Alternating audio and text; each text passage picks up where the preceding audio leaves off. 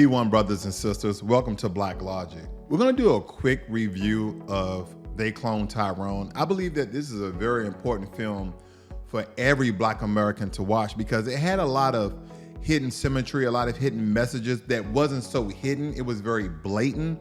And I think that in writing this, they understood the way in which they had to film it, in way they had to expose some of the things that may be occurring within our government and within our society.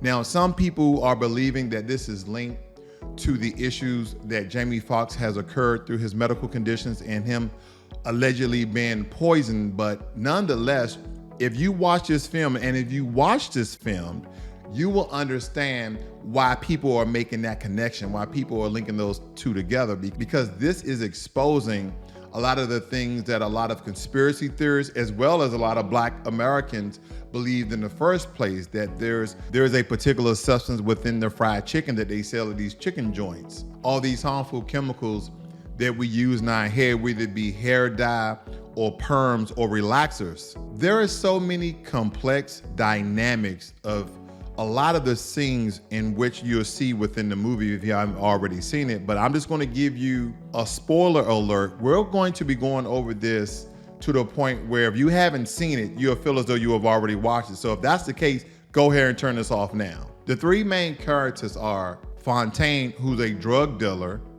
Yo-Yo, who is a sex worker, and Slick Charles, who's a pimp. Now, these are the three main characters you're going to see majority of the film.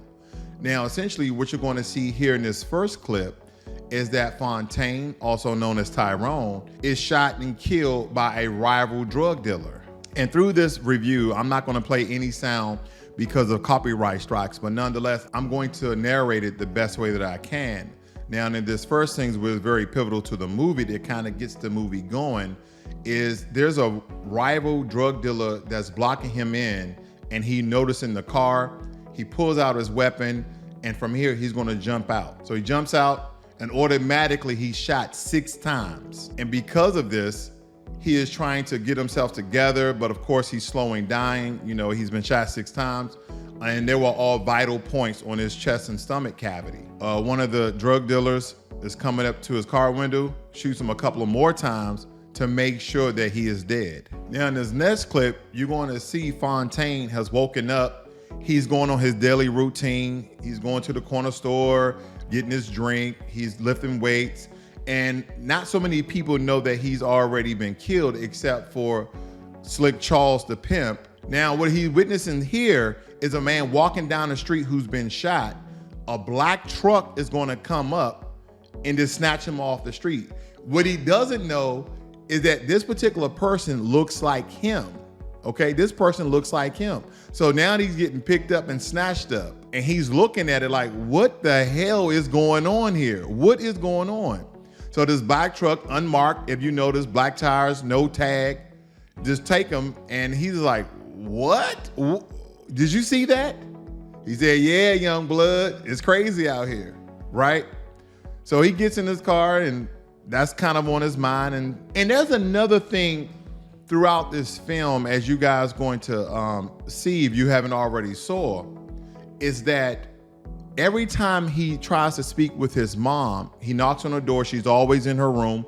She never comes out, and she always states that I'm watching my stories. And for people who you're not familiar with that, I know we use that in the East Coast, that's soap operas. So that's kind of a thing that unfortunately I'm well too versed on. And the symbolism behind that, or the hidden meaning behind that, is that unfortunately, as I was growing up, there have been a lot of single women as well as women on welfare, and during that time, because they're not working and just receiving government checks, they were always watching soap operas, right? All My Children and all these other sorts of soap operas. I can't remember them all, but nonetheless, some of you know exactly what I'm referring to because your mother was watching them as well. Now, Fontaine is going back to Slick Charles the pimp because he remembers that, hey, you owe me money. So Slick Charles is like, hey man, what the hell is going on? You're dead. You were killed.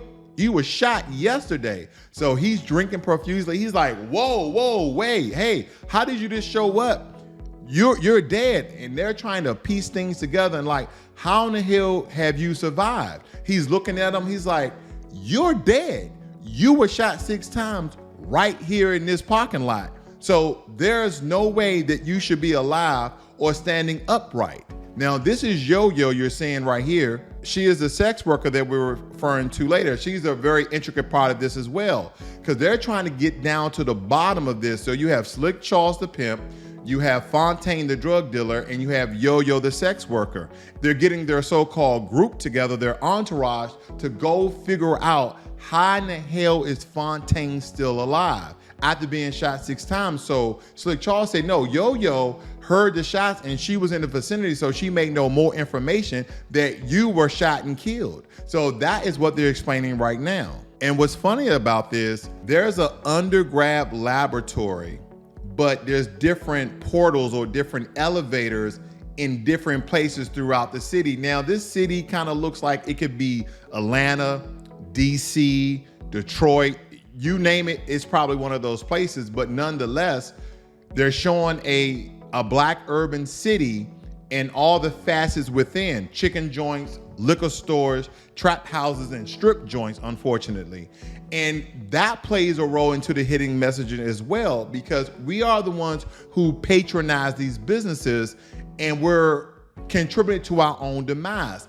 That is one of the main hidden messages within this, even though there is governmental involvement, but it shows that we are essentially doing it to ourselves, as they are propelling and fueling the behavior that they already instilled in us from the very beginning. So when things occur in a natural way, they just make another person, right? That's the whole cloning. Now, if you take away the actual cloning of the exact person, some of us are reincarnated to be the same people. I want you guys to think about rappers, right? We talk about mumble rappers, we talk about lyrical rappers.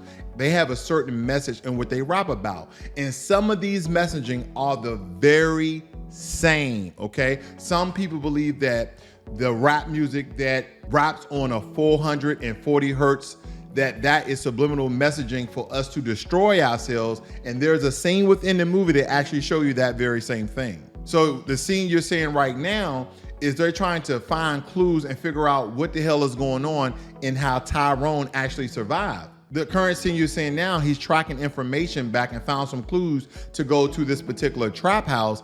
And now he's searching a trap house to find any other clues to figure out what's going on. As you see here, he opens up a closet and there's an elevator in the closet. And here's the thing about some of the writing is current day lingo and current day slang.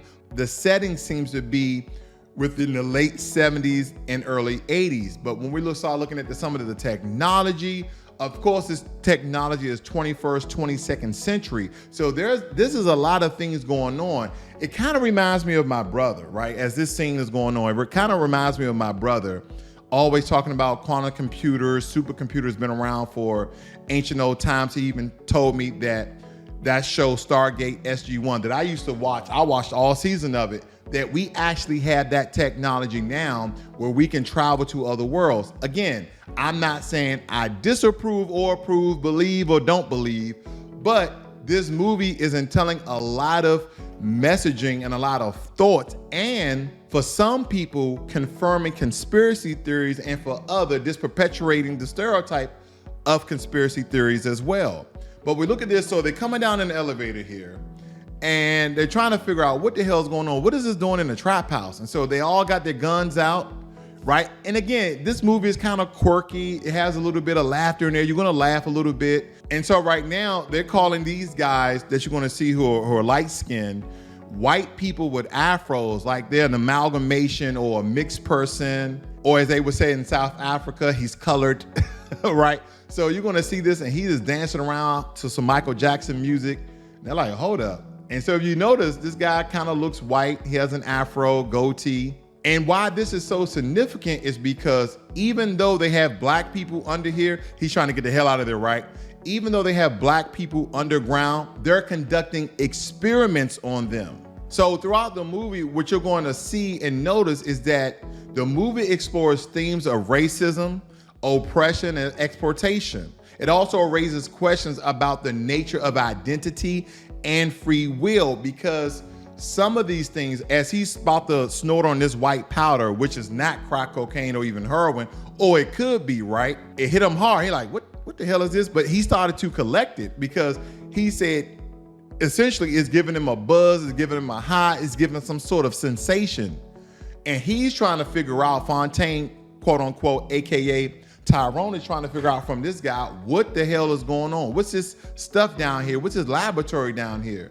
And of course, this guy's not really trying to get him any answers, but he's about to go to explore and figure out what's going on, because there's a body bag over there. And he's like, he gets to the body bag, opens it up, and they're all noticing and looking that the person that they're with and that the person that they're seeing is they cloned Tyrone.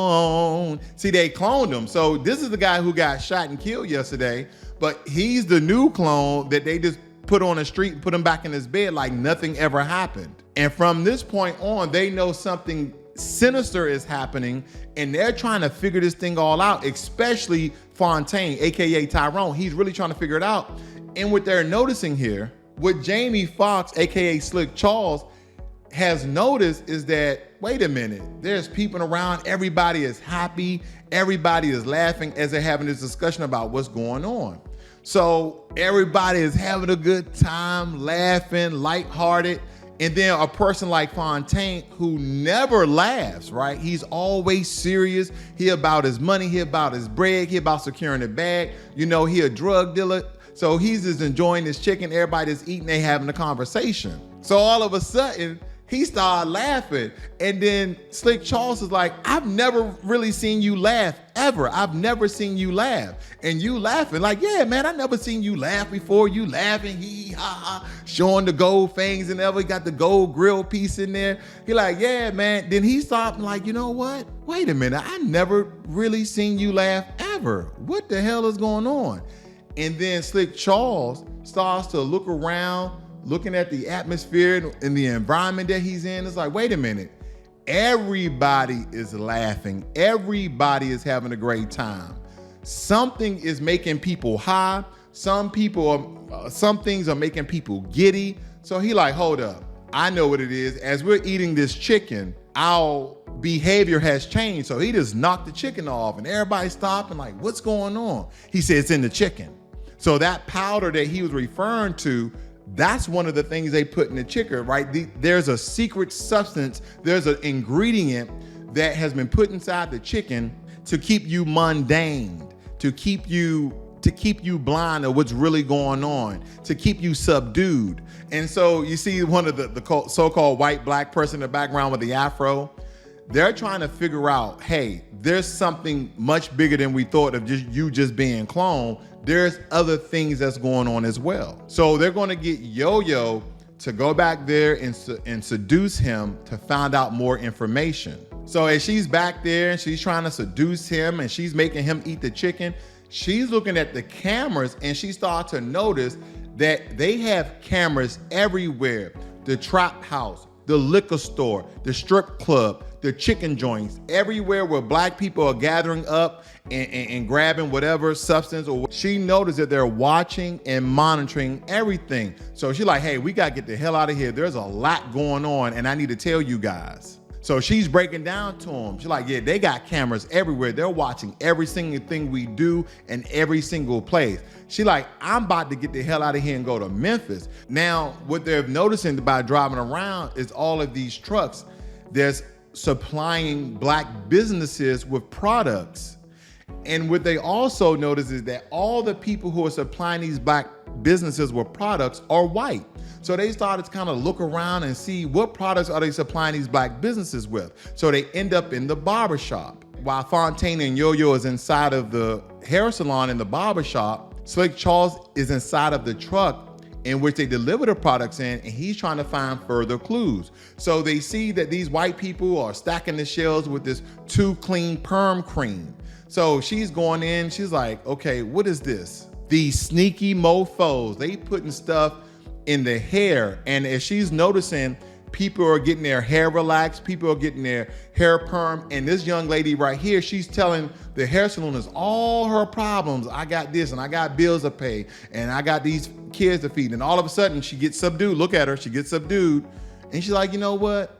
I don't really need to worry about that. Everything's gonna be okay.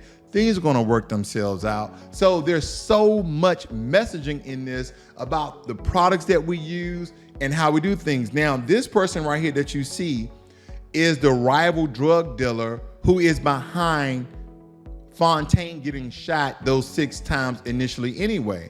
And they're going back and forth threatening each other. And the other drug dealer trying to find out, how in the hell are you still alive after I shot you? So he hit his chest. He probably tried to fill up to see where your gunshot wounds at, because we know we shot you about 6 to 8, 9 times. So this unsheltered person you see here, these are the black guys you see by the liquor store, outside of a gas station, asking for change, asking, can they get a squig of your drink? Can they get a shot?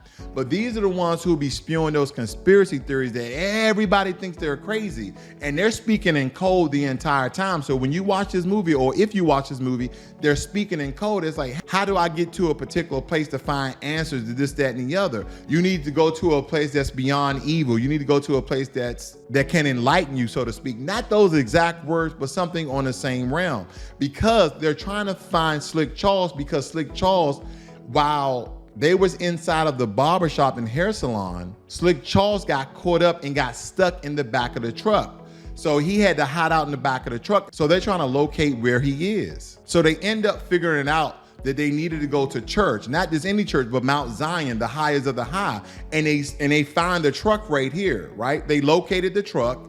They see that Slick Charles is in the back, and of course they're gonna open it up and let him out. But from here, they go inside of church and the preacher's preaching and everybody is hooping and hollering, hallelujah, and doing all these other things.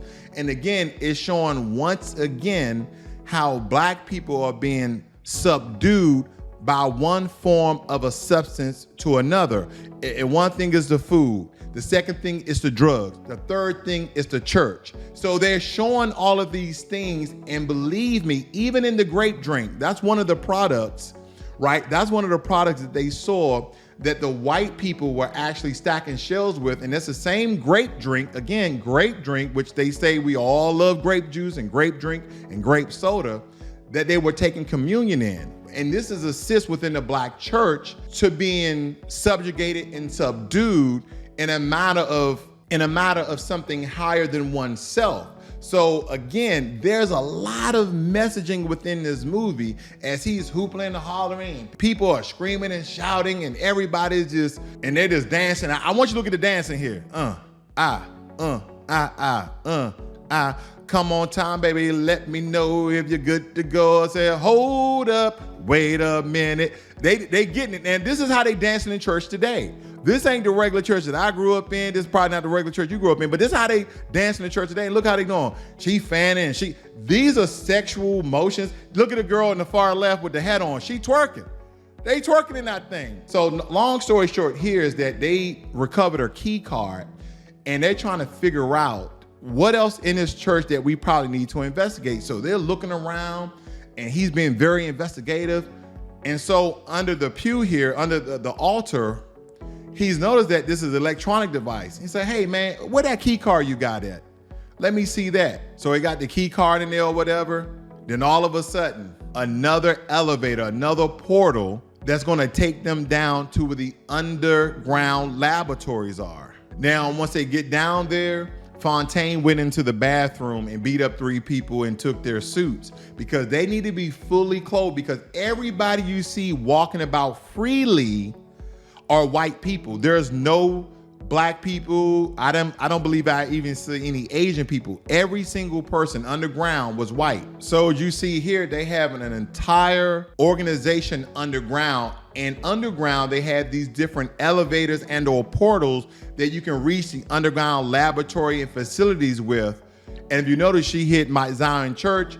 It scrolled down, show her the underneath laboratories. So at this point, everything is purely investigative. They're disgusting. They're trying to figure out what's going on, and they just can't believe it, right? A lot of things are going on. They just can't believe it. Slick Charles is like, we need to get the hell out of here. There's something crazy going on. But Fontaine, who's a clone, just can't let it go. I have to find out more. I have to see what's going on. There's something that's larger than meets the eye. So the section that they're walking in now, on the wall, I don't know if you guys saw that, it says duplication, okay? Duplication.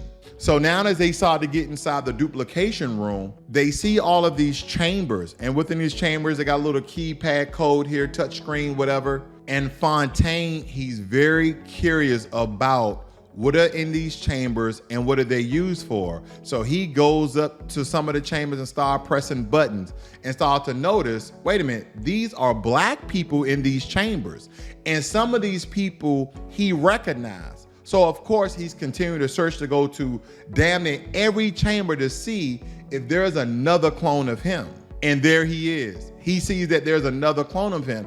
And he noticed all the clones that they see are clones of people who are the lowbrow community within black society, right? They're the so-called dusty dudes. They're the so-called dusty chicks. They're the pimps, the hoes, and the drug dealers, okay? And the rappers. So he's trying to kill his own clone. He's like, there's only one of me. There's only one of me. You can't clone me. So he's going through a very small psychotic break because again, he saw himself shot 6 times, but he's still alive. Now he sees himself in a chamber and they're preserving his body, right? In case he gets killed again, they're just gonna release another Tyrone on the street. Basically, what this is getting at, that the system of white supremacy are producing dusty dudes, are producing dusty women and the lowbrow community within black society. They infuse the neighborhoods, they infuse the communities by encouraging a certain demographic within black society to continue to do the same thing. Now, because they had to get out of there because of some alarms that went off, now they end up in the strip joint, but they have already been alerted. They have already been exposed. So the course of the guy who works at the strip joint, who's probably the owner, a white guy, he just got a message in his ear stating, hey, we need to apprehend those 3 because they was in the underground laboratory. So as they try to escape the place, they have like 200 to 300 people that was in the strip club following them because those people are being controlled and doing the bidding of the white supremacist society or the people who's in the laboratory. And of course, behind it all is a white man, but he's not the last man in the food chain. That's still shocking to me. So he's probably the man below the man, but as you know, this is a very popular actor here, Kiefer Sutherland, very well-known actor, but nonetheless, he's basically saying, hey, yeah, we're gonna keep you guys subjugated because we're doing experiments and you guys are doing your duty as US citizens, because basically he was explaining the construct of America. We're doing experiments to keep you guys in this area with this economic level. And when one of you guys get killed, shot, murdered, or go missing, don't worry, we'll just produce more of you. And if you notice, through the food, through the products, through the jail, through the drugs, through the deprivation of black society, this is how they continue to keep us in place. And basically it's saying it's a huge experiment that has been working ever since slavery has ended legally. So during this time, they threaten their life. They say, hey, you got 2 choices. One, I'm gonna get my bodyguard to kill you, which is another Tyrone. If you look at him, he looks just like the other guy. His hair just slicked down. But he's letting this clone know, because the clone is pointing the gun at him. They're like, hey, I control you. So he says a key word that he can't even kill him, right? So now he has no control over himself. Oh no, you're not gonna kill the white man. No, what we're going to do is we have control over you. You're going to kill the black man. You're going to kill yourself. You're definitely not going to kill me. But she said, you don't have me under control. I'm not a clone. You don't have me under control. So just like any other time, he had the Negro peeing to subdue the black woman and now pointed the gun at her because he's being controlled. Now, how many times have we said this on this channel, that there's a bigger plot at hand with black men and black women, not stating that this is the end all be all of all things, but we are both being controlled to be divided. We're both being subconsciously subdued and controlled to be at war with one another. And If we can't kill one another, they make us kill ourselves. And that's why he is pointing the gun at him. Again, this is my bias and conjecture, but family, let me tell you, you have to watch this movie. Masterful movie. I can only narrate it, but so much. So of course, at the end of this scene, they took the latter of the two. They wanted their lives to walk away, and look at Tyrone, another clone. You got one clone willing to kill a black woman, and then the same clone is willing to kill himself based upon the word of the white man because he's being controlled subconsciously. So basically, he told Slick Charles, you need to go back to pimping. He told Yo-Yo, you need to go back to hoeing. And he told Fontaine, you need to go back to selling drugs. And so he scared them shitless. And so essentially, they kind of go back in their four corners and start their daily routines again. And he's the whole time contemplating, going through his mind, should I do something? Should I let it go? Should I do something? Should I let it go? So he goes back to his daily routine, grabs himself a 40. Where is he getting the 40 from? The black white dude with the afro, right? And if you notice, they in all these key positions. Now, some people call them color, some people call them mixed, some people call them red, some people call them light skin, so on and so forth. But what is he going? He went to go get his 40. He went to go get his scratch off. So for quite some time, this has been weighing on his heart that he's not only a clone, but this has all been systematically done, and that they are a huge experiment, and it's just frustrating the hell out of him. See, when people start knowing the truth of their situation, it's something inside you that you can't let it go, that you have to do something to change the circumstances, to change the situation in which you are. So just like anybody else, right? If you got this information, you're gonna go to a loved one. You're gonna try to explain to them what you're going through. So he's going back to his mom that earlier, he's like, I'm doing stories. He's like, Mom, I need to talk to you about something. It's very, very important. She's like, go ahead, I'm watching my stories, I'm busy. So he gets frustrated because he haven't seen her in days. He haven't seen her in weeks. So he kicks open the door. He's like, what?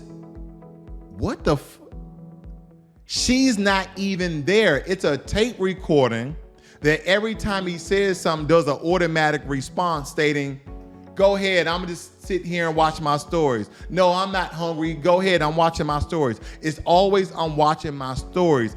It's kind of showing that some moms during that time was absent because they was watching these stories.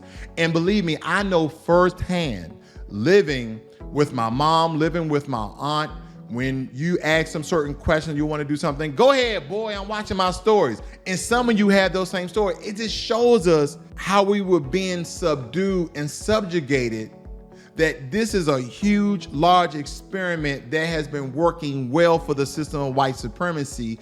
And don't let me just get off on us, because some of us, we've done it to ourselves as well. But we have to understand the very beginning of things. We have to understand where things are now. We are perpetuating some things, but we're still being controlled. We're still being induced. We're still being influenced by the system of white supremacy to do the wrong thing in perpetuity so we can self-destruct ourselves. And one of the most important things in all of this, while all of these things are occurring with the decimation of the black neighborhoods and black communities, is that we can't kill ourselves off and we can't divide ourselves from one another. Then they're willing to change us. They're willing to turn us into them. We call them democratic shields, but nonetheless, we call it the boule. But nonetheless, what I'm getting at is, if you can't kill yourself or kill your brother or your sister, and your mother and your father are absent in your life, just because they're physically present, she wasn't really present, because he's not physically present because he was in jail. You understand what I'm getting at?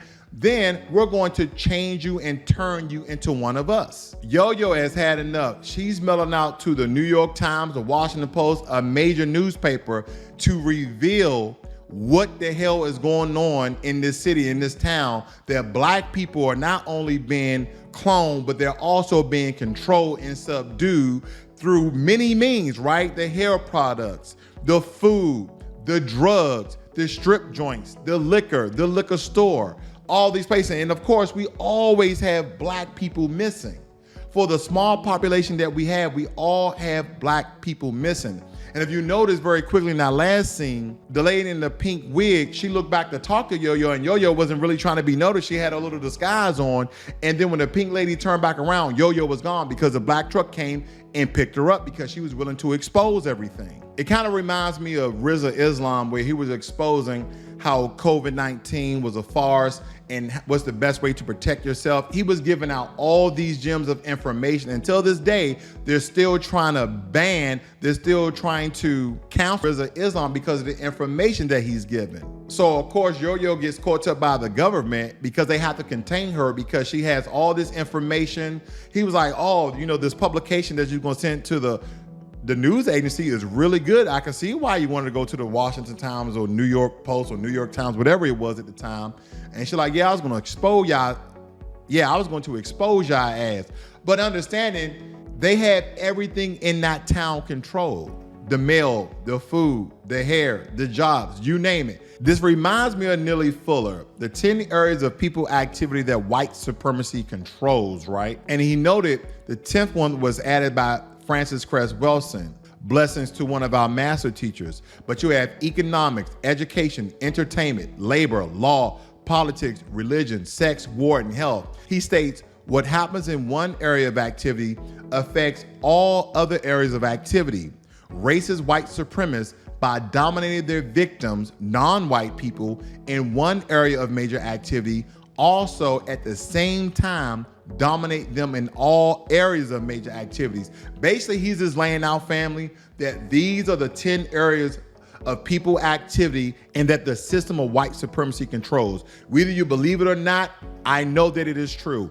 If you don't, then you probably need to watch this movie twice. So during this time now, Fontaine has met up with the rival drug dealer to compose a plan of him shooting him again, killing him again, all to gain access to the underground laboratories. Now, this idea came from Slick Charles because he said, yeah, how we gonna get down there? They have hundreds of people down there. We don't have any way to get down there. He said, I have an idea, but you're not gonna like it. So basically he paid his rival drug dealer $10,000 to shoot him in the shoulder and to pretend as though he was dead. So he can gain access to the underground laboratories so he can then open up some of these elevators and portals for the neighborhood to come down and take control and destroy these laboratories. So you notice Tyrone was in the body bag because he's supposed to be pretending to be dead. And during this time, Slick Charles has galvanized, organized, and unified the neighborhood to go tear this thing up, to disable, destruct, and disassemble these underground laboratories that have been controlling and influenced us to do the wrong thing. See, he got the whole hood, he got the whole community, he got the whole neighborhood out there. This is what you call unification. So now they're going to the liquor store because they know in all of the ratchet places that helps in the assistance of subduing and keeping us numb, that there's an elevator and or portal there. So behind the liquor cabinet, there's an elevator to get down there. So during this time, Fontaine has already gotten up from out of his body bag and having communication say, yeah. During the same time, they were putting the lax in her hair to keep her subdued. But nonetheless, you know, the sister, we all knew that was a wig, right? So when they let her go, believe me, she started getting into business. She wasn't playing no games. Look at this. And like, wait a minute, why wasn't she subdued? Why didn't she go to sleep? Why she didn't think everything was okay? You know, sister got a nice wig on. So underground, there's total mayhem. They're fighting and killing and shooting and doing all sorts of things to dismantle this operation of control, to dismantle this operation of influence, to dismantle us being cloned to do the wrong thing over and over and over again. Now we're here towards the end, and who you notice, this is the main man behind it all, the mastermind. So if you notice, it's a black man, and it's a future representation of Fontaine, aka Tyrone, and he's behind the cloning and the decimation of the black community. But of course, there's higher powers at play. There's another level of government at play here. So during this entire time, this seems to be the original Fontaine that has been cloning himself throughout the years to help in the decimation and degradation and degrading of the black community.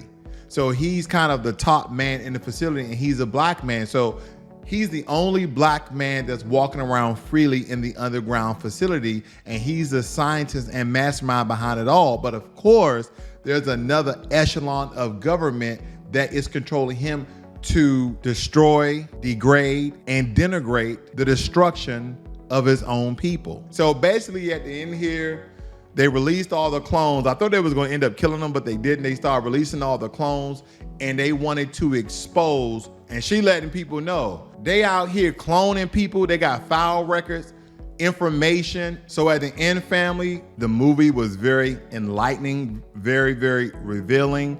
The movie can be seen as a metaphor for the way in which, black Americans, black people are often treated as disposable by the government, right? Those race soldiers, how the Democratic Party, the Republican Party, the Independent Party uses the benign neglect policy to promise us everything and gives us absolutely nothing, or speak to our issues, but never speak into what we asked for, like direct cash payments and reparations, or having actual justice reform where we are included, things of that nature. It also suggests throughout the movie that the government is willing to go to the extreme lengths to maintain its power and control over black people. So overall, They Cloned Tyrone is what you call a thought-provoking and entertaining movie that raises important questions about race, power, and most importantly, control. Now, if you haven't linked some of these things together, the movie title itself, They Cloned Tyrone, is a reference to the Tuskegee experiment. And we know in which, the government kind of did a study to intentionally infect black men with syphilis without their knowledge and or consent.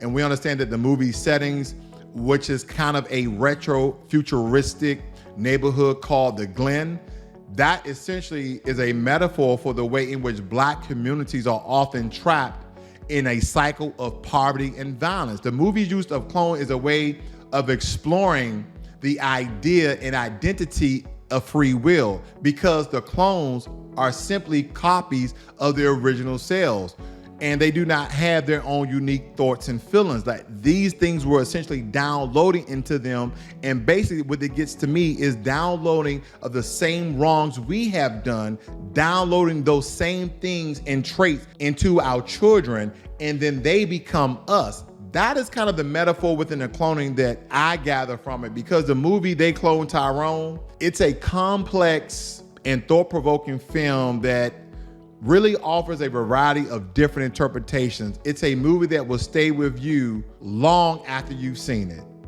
Go watch it.